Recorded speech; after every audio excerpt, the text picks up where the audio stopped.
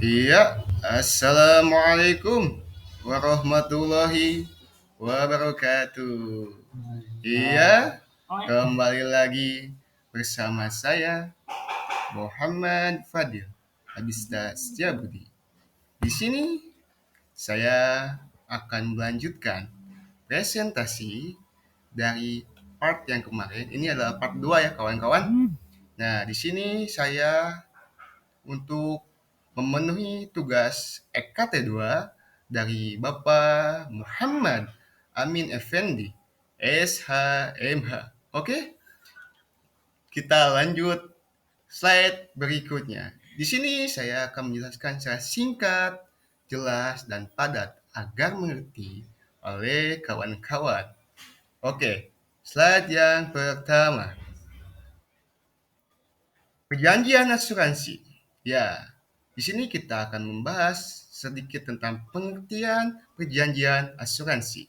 Perjanjian asuransi adalah kontrak antara pemegang polis dan perusahaan asuransi.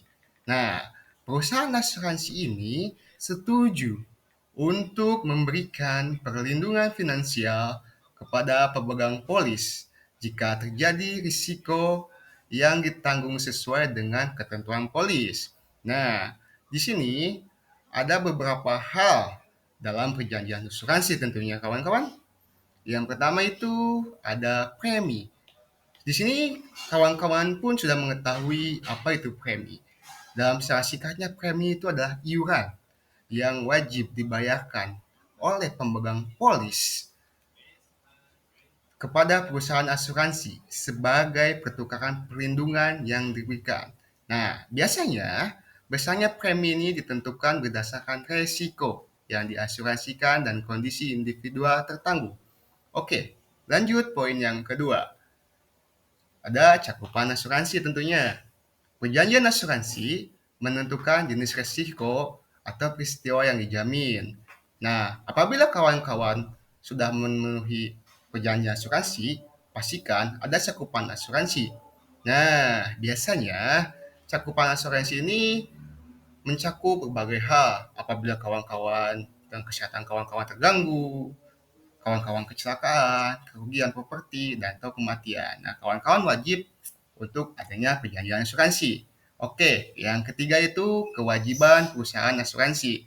Nah, perusahaan asuransi ini berkewajiban membayar klaim sesuai dengan polis. Polis itu adalah perjanjian antara pihak tertanggung dan penanggung. Nah, kewajiban untuk memberikan informasi yang jelas dan transparan mengenai ketentuan polis kepada pemegang polis.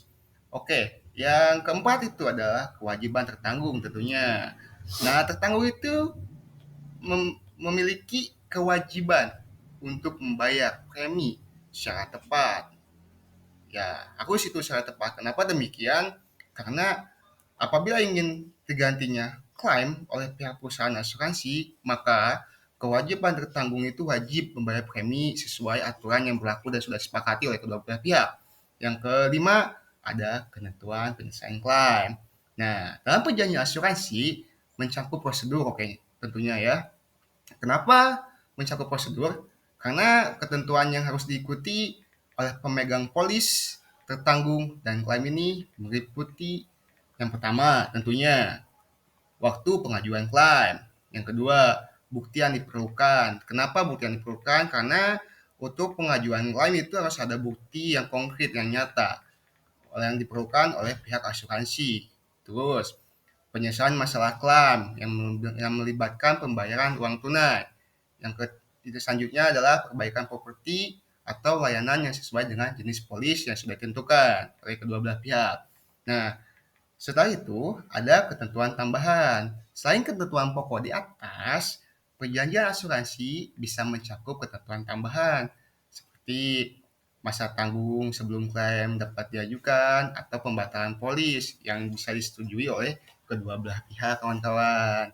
Nah, di sini saya akan membahas sedikit besarnya tentang asuransi kesehatan.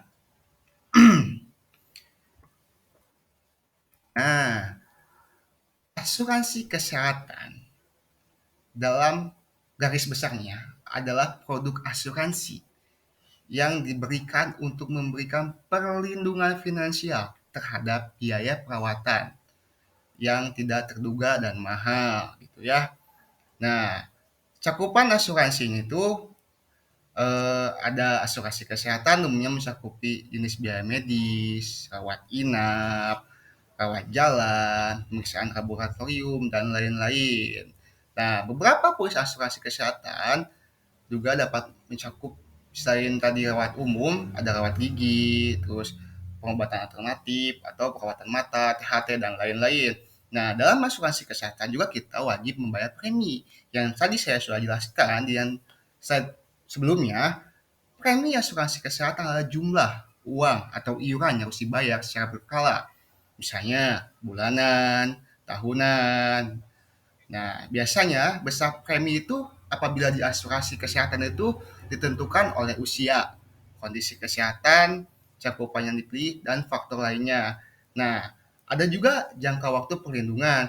Nah, asuransi kesehatan itu memiliki jangka waktu perlindungannya bervariasi, mulai 1 tahun hingga beberapa tahun, tergantung jenis polis atau kesepakatan yang dilakukan oleh dua belah pihak. Nah, yang selanjutnya adalah ketentuan klaim. Nah, prosedur klaim kesehatan harus dipahami baik oleh pemegang polis. Biasanya, pemegang polis mengajukan klaim dengan prosedur yang ditentukan, serta memberikan yang tadi saya bilang sebelumnya, memberikan bukti-bukti yang nyata yang konkret. Setelah misalnya kalau asuransi kesehatan itu kan pasti ada ibaratnya kayak rekam medis. Nah, itu harus diberikan untuk memvalidasi klaim yang diberikan oleh pihak perusahaan yang tertanggung. Nah, beberapa hal penting yang terkait jaminan kesehatan adalah yang tadi sudah jelaskan gitu ya. Nah, slide selanjutnya kawan-kawan, nah, pengecualian polis asuransi dapat mencantumkan pengecualian tertentu, yaitu kondisi atau jenis perawatan medis yang tidak di-cover oleh asuransi. Ya, itu yang mungkin berupa kondisi pre-existing, perawatan eksperimental, dan jenis perawatan tertentu yang dianggap tidak ada masuk dalam cangkupan. Mungkin kalau dalam asuransi kesehatan itu kita ada BPJS, dan saya ketahui dalam BPJS itu yang pertama jantung, terus eh, apa lagi? Saya lupa lagi kawan-kawan, mohon maaf gitu ya. Ya itu setelah itu ada manfaat tambahan. Nah, beberapa polis asuransi kesehatan juga dapat menawarkan manfaat tambahan seperti ya contohnya kita apabila kita sakit, kita bisa konsultasi kepada dokter gitu ya, perawatan gigi dan pelayanan kesehatan mental gitu. Nah, yang selanjutnya adalah network provider. Ya, banyak asuransi kesehatan memiliki jaringan provider dan penyediaan layanan kesehatan yang ditunjuk. Nah, kita sebagai pemegang polis dapat memanfaatkan networking provider tersebut.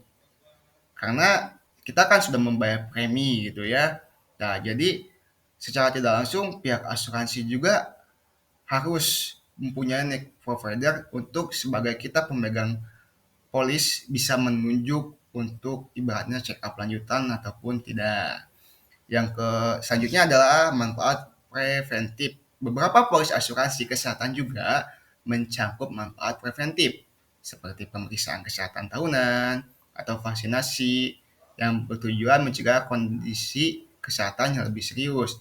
Contohnya mungkin manfaat preventif itu ya kita bisa mempunyai asuransi kalau misalnya vaksinasi itu untuk anak-anak balita gitu. Kalau kesehatan tahunan itu yang punya penyakit jantung atau ginjal untuk melakukan cuci darah agar pihak asuransi itu nanti mengklaim bahwa kita itu bisa check up secara gratis karena kita sudah membayar premi yang sudah ditentukan oleh pihak perusahaan asuransi tersebut. Nah, jadi intinya teman-teman, kawanku semuanya gitu ya, asuransi kesehatan itu sangat penting untuk diri kita gitu ya. Contoh di Indonesia gitu, kita kan wajib membayar BPJS gitu ya. Agar kenapa? Agar untuk menghindari, untuk mengantisipasi. Kan ada peribahasa sedia payung sebelum hujan ya kawan-kawan gitu.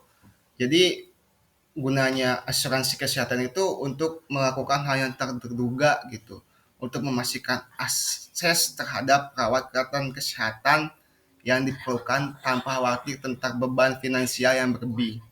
Nah, untuk memilih polis asuransi yang sesuai dengan kebutuhan kesehatan dan keuangan pribadi adalah langkah penting untuk memastikan perlindungan yang optimal, kawan-kawan. Nah, sekian, terima kasih part 2 dari saya tentang penjelasan hukum asuransi. Mohon maaf apabila banyak kesalahan atau tutur kata yang kurang berkenan. Apabila ingin ada yang ditanyakan, silakan komen saja di kolom komentar. Jangan lupa like, comment, and subscribe kawan-kawan. Dadah.